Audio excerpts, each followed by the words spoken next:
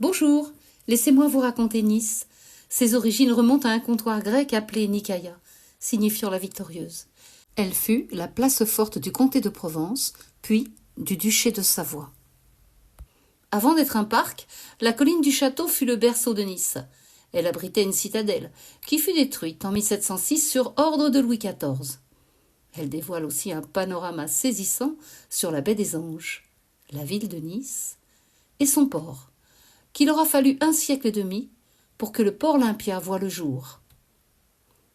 L'empreinte historique est partout. Ici, les ruines de l'ancienne cathédrale Sainte-Marie. Vous trouverez de nombreuses mosaïques. Elles ornent les marches et évoquent l'Odyssée d'Homère et les aventures d'Ulysse. Elles rappellent que la ville fut fondée par les Grecs. Elles ont été réalisées en 1960 en tesselles de carrelage et de galets. Voici maintenant le cimetière historique aménagé en terrasse, avec ses imposants tombeaux.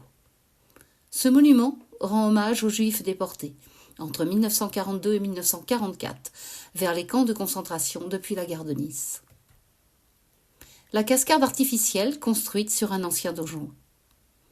En vous promenant sur la colline, admirez l'arc en ogive qui provient d'une ancienne porte de la ville. La tour Belanda, avec ses 22 mètres de diamètre, est le seul vestige du château. Le fort du Mont-Alban, ce fort situé sur le mont Boron, construit en 1560. Il vient renforcer le système défensif de la ville de Nice.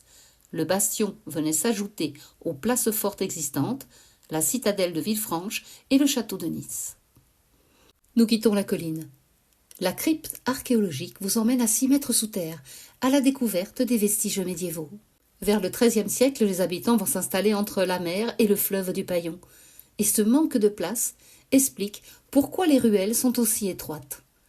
Ces 1000 façades au ton chaud, les nombreuses rues et ruelles, jalonnées par des places. Voici la place Saint-François et le palais communal de style baroque. La tour Saint-François, la fontaine aux dauphins.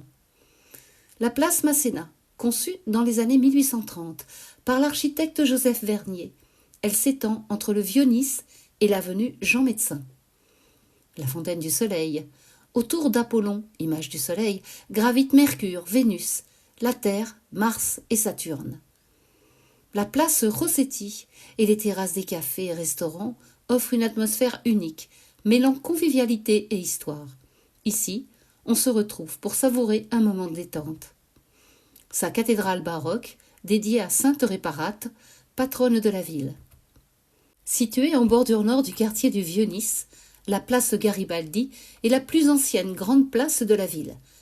C'est la seule place en Europe décorée en trompe-l'œil sur ses 4 façades. Les pénitents bleus et la chapelle du Saint-Sépulcre. Les confréries des pénitents sont nées au XIVe siècle. Ce sont des associations réunissant des laïcs. Ils avaient un rôle mutualiste dans la société, pour venir en aide à ceux qui en avaient besoin. Nous voici maintenant cours Saleya. C'est en 1861 que le marché aux fleurs voit le jour sur le cours Saleya. Avant, c'était un lieu de promenade et de rassemblement nommé Palco. La haute société niçoise se donnait en spectacle. Vous pourrez admirer le palais Caïs de Pierlat, où vécurent Matisse et Masgallo. Nous voici arrivés rue droite, devant le palais Lascari, ancienne demeure noble transformée en musée.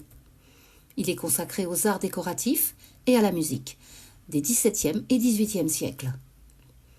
L'église de Saint-Jacques-le-Majeur ou Jésus, toujours rue droite. C'est un modèle du baroque jésuite. Continuez à lever la tête et à admirer les sculptures, ferronneries d'art. Et cette fresque baroque, mettant en scène un couple en train de se quereller. Selon la légende, elle serait attribuée aux incessantes querelles de ménage auxquelles se livraient les habitants de la maison. Un lieu d'art et de sculpture vous attend à chaque coin de rue. L'architecture mêle influences baroques, italiennes et provençales. Les façades sont ornées de volets en bois, de sculptures. Et voici l'opéra. Il a été construit en 1855 sur l'emplacement d'un ancien théâtre, inspiré de l'Opéra de Paris. L'architecture extérieure est de style éclectique. Le miroir d'eau sur la promenade du Paillon. Remontez la promenade du Paillon jusqu'à l'arc de cercle représentant la courbe de la baie des Anges. Prenons de la hauteur.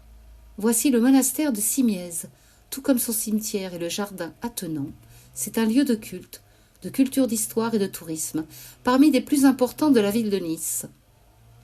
Et que diriez-vous de finir cette visite par le sentier du littoral? Il me reste à vous remercier d'avoir regardé jusqu'au bout. Vous avez aimé? Un like ou un petit message. Je ne manquerai pas de vous répondre. À très très bientôt.